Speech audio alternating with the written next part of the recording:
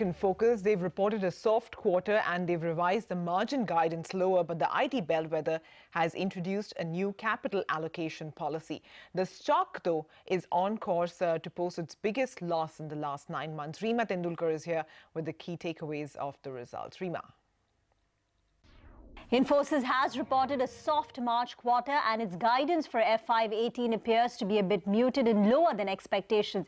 However, the company has improved its capital allocation policy and talking about a $2 billion buyback. So that is the silver lining in the numbers. But quickly, onto the quarterly performance. Dollar revenue growth at 0.7%, lower than estimates of 1 to 1.5%. Margins are down by 50 basis points. With respect to the full year guidance, they have guided for a constant currency revenue growth of 6.5 to 8.5%.